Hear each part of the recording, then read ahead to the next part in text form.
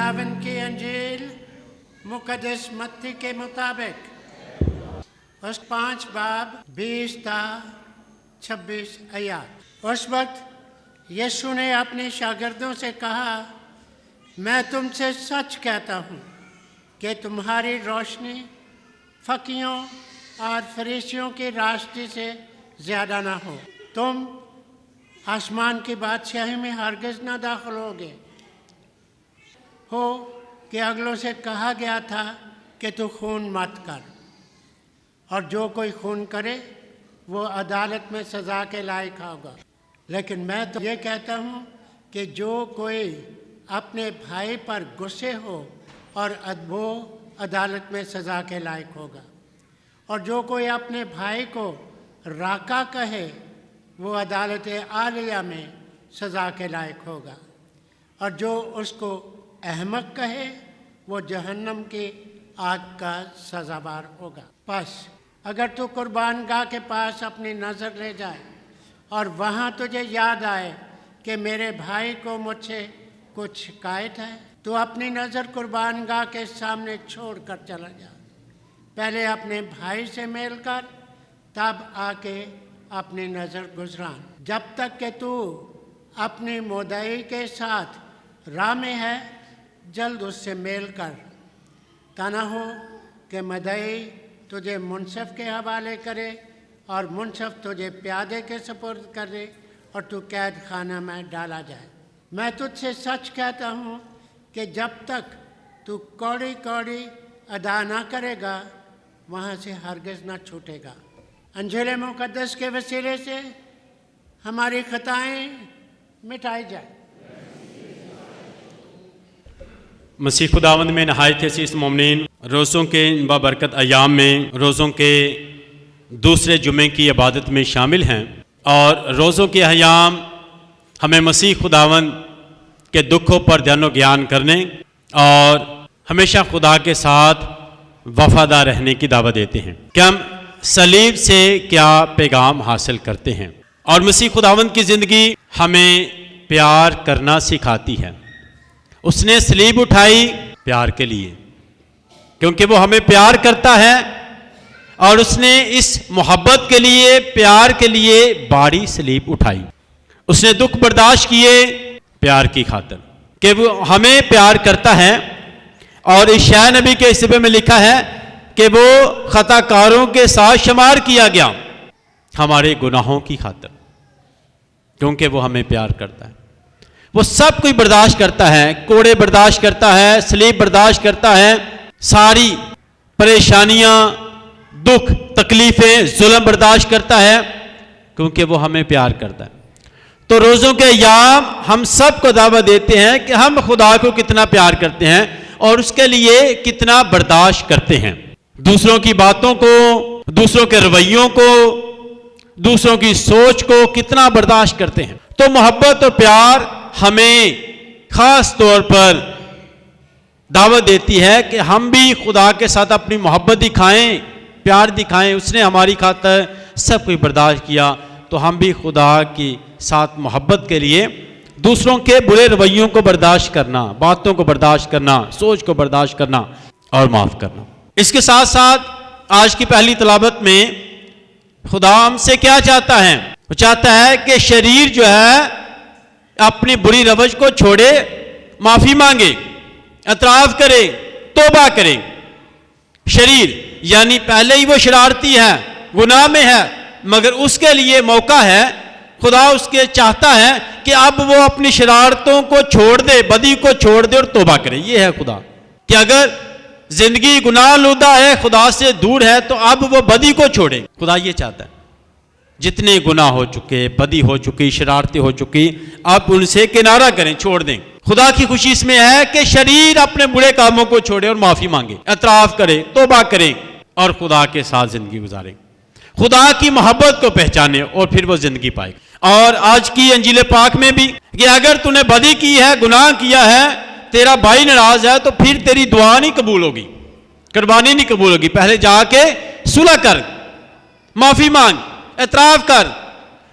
इसके साथ साथ याकूब के खात में लिखा है कि हमारे हमारी दुआओं में असर क्यों नहीं है? क्योंकि हम माफी नहीं मांगते, तौबा नहीं करते। एक तरफ दुआ करते रहते हैं, दूसरी तरफ गुनाहों को जारी रखते हैं। तो हमें गुनाहों को छोड़ना है, माफी मांगनी है, ताकि हमारी दुआएं सुनी जाएं, हमारी इबादत कबूल हो और खुदा हमें बरकत दे। तो हमें माफी और तराफ करने की जरूरत है। आज आप लोगों ने देखा होगा सुबह के वक्त भी 6 बजे भी बड़े लोगों ने तराफ किया, हर जुमेरात को भी, और जुमे को मॉर्निंग में भी लोग आते हैं और इस वक्त भी। और आज बड़े नौजवान बच्चों ने भी तराफ किया है, बड़े नौजवान बच्चों। तो याद रखें, अतराफ का साक्रामेंट हमें पाक कर देता है, पाक कर देता है, नया कर देता है। खुदा ने इंसान को बनाया ताकि वो नेक रहे, पाक रहे, और हमारे गुनाह हमें नापाक कर देते हैं। तो हमें अतराफ करने की जरूरत है ताकि हम पाक साफ हो सके। अतराफ से याद रखें हमारी दुआएं कबूल होंगी, अतराफ से हमें कामयाबियां मिलेंगी, अतराफ से जो रुकावटें हैं वो दूर हो जाएंगी, अतराफ से हमारी जिंदगियों में खुशहाली रहेगी, और अतराफ से हम ज़हनी सुकून पाएंगे, बरकत हासिल करेंगे, खुशी हासिल करेंगे, सुकून हासिल करेंगे, बिल्कुल पाक साफ हो जाएंगे। तो इसलिए हमें तराफ करने की जरूरत है। रोज़ों के दूसरे जुमे के मौके पर हमने पहले जुमे पर मसीह खुदावंद के सलीबी कलमात पर गौर किया, और आज दूसरा जुमा है तो मसीह खुदावंद के दूसरे सलीबी कलमे पर गौर करते हैं, जो लूका रसूल की इंजील में लिखा है 23वें बाब में। और यीशु ने उससे कहा, मैं तुझसे सच कहता हूं कि आज ही तू मेरे साथ फरदौस में होगा। ये मसीह खुदावंद के अल्फाज जो हैं ये हमें ताकत देते हैं, हिम्मत देते हैं, हौसला देते हैं, और इसके साथ साथ नई जिंदगी का पैगाम देते हैं। मसीह खुदावंद ने कहा कि आज ही तू मेरे साथ फरदौस में होगा।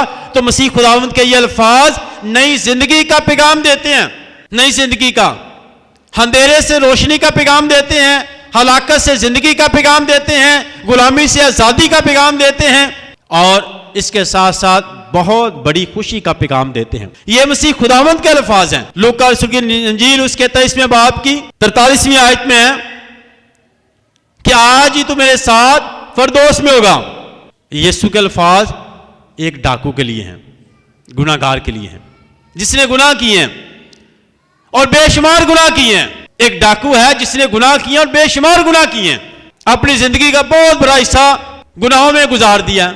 और ये उसके अल्फाज है कि मैं तुझसे सच कहता हूं कि आज ही तू मेरे साथ फरदौस में होगा। ये एक गुनाहगार शख्स के लिए हैं, एक डाकू के लिए हैं, जिसने अपनी जिंदगी का ज्यादा हिस्सा गुनाहों में गुजारा है। ये उसके लिए रहम के अल्फाज हैं, जिंदगी के अल्फाज हैं। क्यों? क्योंकि उसने एतराफ किया है। एतराफ किया है कहां पर? सलीब पर, सलीब पर एतराफ किया है। तो याद रखें, जिंदगी के किसी भी मोड़ पर, किसी भी वक्त जब आप अपनी जिंदगी में रियलाइज करते हैं कि मैं गुनाहगार हूं, मुझे खुदा के रहम की जरूरत है और खुदा मेरा निजात दहिंदा है, तो जब भी हम पहचान लेते हैं, जान जाते हैं, कबूल कर लेते हैं, तो याद रखें हमारे लिए उसी वक्त रहम के दरवाजे खुल जाते हैं। उसी वक्त हमारे लिए रहम के दरवाजे खुलते हैं। बस सलीब पर है, मरने के करीब है, जिंदगी खत्म होने वाली है, और उसने यीशु को पहचाना है, बिल्कुल किनारे पर है, जिंदगी के किनारे पर है,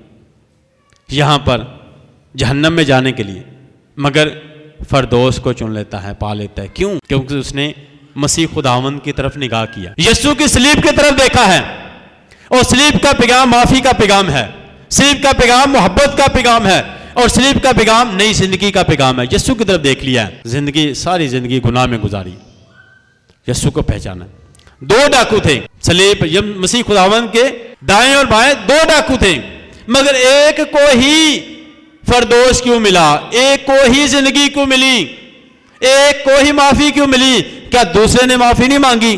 क्या दूसरा नहीं चाहता था कि वो भी जिंदगी पा जाए? 2 डाकू थे मसीह खुदावंद के साथ सलीब, दोनों की ख्वाहिश थी कि बच जाएं, दोनों की ख्वाहिश थी, दोनों ने अपील की, दोनों चाहते थे कि हम जिंदगी पा जाएं, मगर मांगने के अंदाज में फर्क है। गौर से सुनना, मांगने के अंदाज में। जब आप लूका रसूल का 23वां बाब पढ़ेंगे तो उसमें लिखा है कि एक डाकू ने क्या किया? ताना देकर कि अपने आप को भी बचा और हमें भी बचा, क्या तू खुदा का बेटा नहीं है, हमें भी बचा। और दूसरे ने क्या कहा? मांग ये भी रहा है कि मैं भी बच जाऊं, ए खुदा अपने आप को बचा, हमें भी बचा, यानी बचना ये भी चाहता है जिंदगी ये भी लेना चाहता है, जिंदगी ये भी लेना चाहता है। और दूसरी तरफ दूसरे डाकू ने, क्या तुझे खुदा का खौफ नहीं? इन अल्फाज में कि खुदा मुनसिफ है, वो इंसाफ करता है, इसने तो कोई गुनाह नहीं किया, मगर हमारी सजा जो है वो वाजिबी है। हमने गुनाह किया है, ये सजा जो मिल रही है ये हमारे गुनाहों की वजह से है। ये अपने गुनाहों को कबूल कर रहा है और दूसरा अपने गुनाहों को मान ही नहीं रहा, कबूल नहीं कर रहा। इसने अपने गुनाहों को कबूल किया, गुनाहों को माना और कहा ऐ यीशु, यानी यार निजात दहिंदा। यीशु मसीह का मतलब होता है निजात दहिंदा, बचाने वाला, जिंदगी देने वाला। जब तो अपनी बादशाही में जाए, यानी जब फरिश्ते ने मुकद्दस मरियम को पैगाम दिया कि उसकी बादशाही का आखिर ना होगा, जब तो अपनी बादशाही में जाए, यीशु बादशाह है कायनात का बादशाह है। जब तो अपनी बादशाही में जाए, कबूल करता है कि तेरे पास इख्तियार है जिंदगी देने का, तू बादशाह है। जिस तरह हमारे बाप की दुआ में पढ़ते हैं कि तेरी बादशाही आए, ऐ खुदा तेरी बादशाही आए, हम तेरी बादशाही चाहते हैं। तो जब तो अपनी बादशाही में जाए तो मुझे याद रखना। इकरार करता है मसीह खुदा ने देखा कि इसने अपने गुनाहों को भी कबूल किया है, मेरा भी इकरार किया है, ये उसने मुझे पहचाना है कि मैं कौन हूं। तो जो यीशु को पहचान जाता, पतरस ने यीशु को पहचाना कि तू जिंदा खुदा का बेटा है, और उसने कहा कि तू कैफा है और मैं इस चट्टान पर कलीसिया बनाऊंगा। उससे बहुत बड़ी बरकत मिली।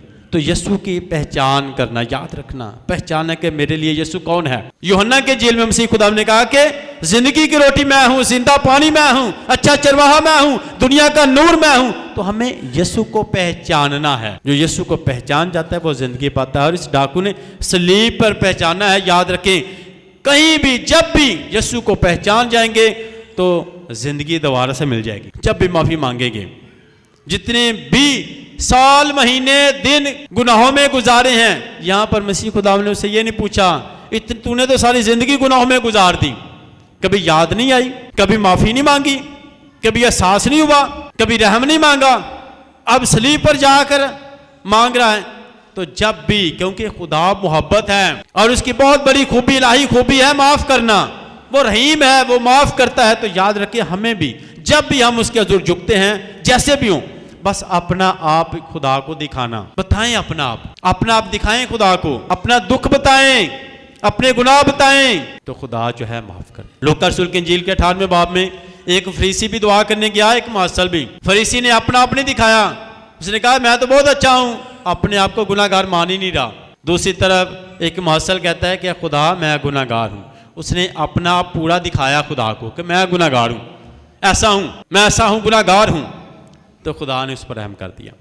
तो हम अपना आप ही खुदा को दिखाएं, बताएं, तो फिर हम खुदा का रहम पाएंगे, बरकत पाएंगे। और उसने, खुदा ने उसकी दुआ को सुना, उस पर रहम कर दिया। और इससे यीशु ने वादा किया कि आज ही यार ने आकर कहा कि मेरी बेटी मरने के करीब है, मेरे साथ चल। यीशु ने ये नहीं कहा फिर जाऊंगा, आज ही फौरन उसी के साथ चला। याद रखें, फौरन खुदा जो है रहम करता है, फौरन।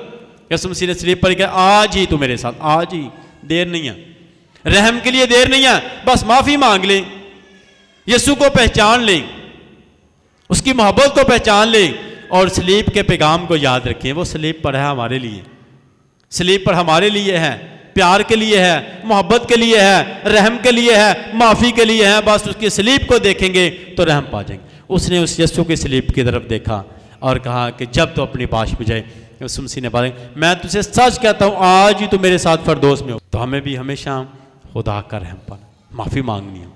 जब भी रहम मांगेंगे तो खुदा के रहम को पाएंगे।